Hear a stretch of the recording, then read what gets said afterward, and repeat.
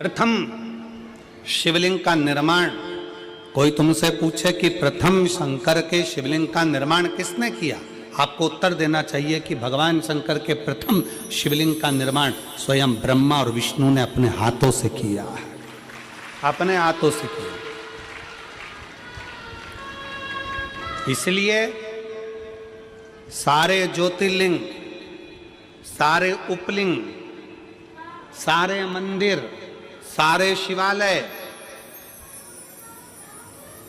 सारे शंकर की उपासना के केंद्र बिंदु, इनसे भी बड़ा फल मिलता है जब हम अपने घर में पार्थिव शिवलिंग का निर्माण करते हैं। घर में मिट्टी से जो हम पार्थिव शिवलिंग महीने में एक बार, महीने 2 महीने में, 4 महीने में, 6 महीने में, 8 महीने में, 10 महीने में, 12 महीने में आप जो एक बार पार्थिव शिवलिंग का निर्माण करते हो, उसका फल क्या है, क्या फल प्राप्त होता है? तो कहा 12 ज्योतिर्लिंग में जो जल चढ़ाने का फल है वो घर में पार्थिव लिंग बनाकर उसके पूजन करने के फल के बराबर प्राप्त हो जाता है।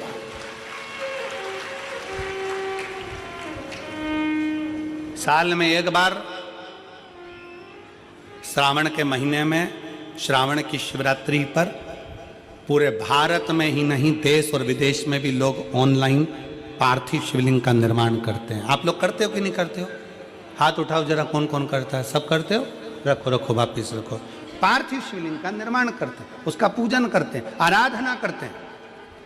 अब हम आपसे पूछें, जब से आपने श्रावण का शिवलिंग बनाना प्रारंभ करा, जब से आपने शिव महापुराण की कथा सुनना प्रारंभ करी, जब से आपने भगवान शंकर के मंदिर में 1 लोटा जल चढ़ाना प्रारंभ करा, वो दिन और उसके पहले के दिन दोनों निकाल लो। जो पहले के दिन थे वो बड़े कष्ट के निकलते थे।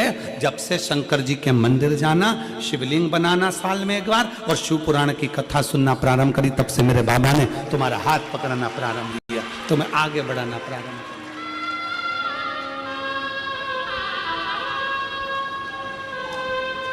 किया। एक पत्र है,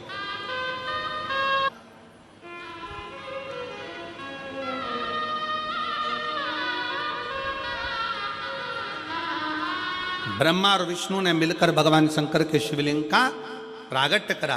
सबसे पहला शिवलिंग भगवान ब्रह्मा और भगवान विष्णु ने प्रकट किया। इसलिए शिव तत्व कहता है, भगवान शंकर की कथा कहती है कि शिवलिंग का निर्माण ब्रह्मा और विष्णु ने करा। भगवान नारायण की धर्म पत्नी लक्ष्मी और भगवान ब्रह्मा जी की धर्म पत्नी ब्रह्माणी दोनों ने शिवलिंग की स्तुति करी।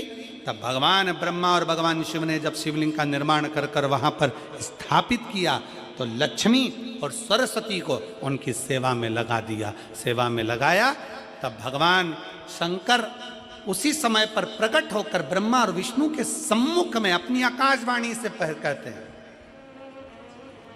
अपनी आकाशवाणी से,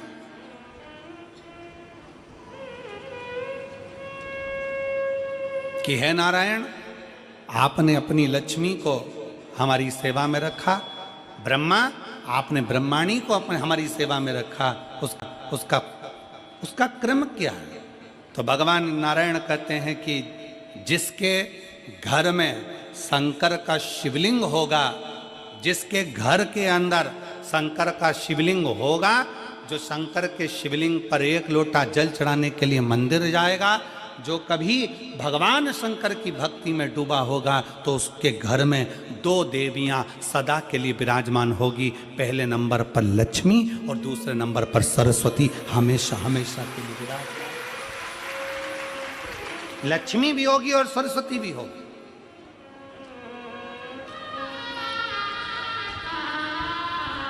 अब दोनों देवियां खड़ी हो गई।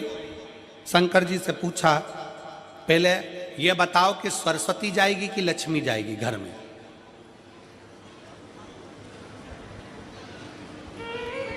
हमने रायपुर की कथा में कहा था, पुरुष की आदत रहती है वो एक कान से सुनता है, दूसरे कान से निकाल देता है, और माताओं की आदत रहती है दोनों कान से सुनती हैं और मुंह से निकाल देती है,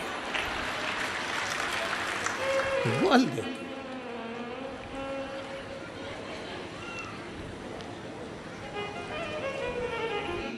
शिव महापुराण में भगवान शंकर वर्णन करते हैं ब्रह्मा और भगवान नारायण की साक्षी में, जिसके घर में शिवलिंग होगा, जो शंकर के मंदिर में एक लोटा जल चढ़ाने के लिए जाएगा, जो शिव महापुराण की कथा को श्रवण करने के लिए जाएगा, उसके घर में दोनों देवियां एक साथ कदम रखकर प्रवेश कर जाएगी। सरस्वती का कदम पड़ेगा, बुद्धि आएगी, विवेक आएगा, और फिर लक्ष्मी का कदम पड़ा तो लक्ष्मी उसके घर में श्रेष्ठता के साथ निवास करेगी।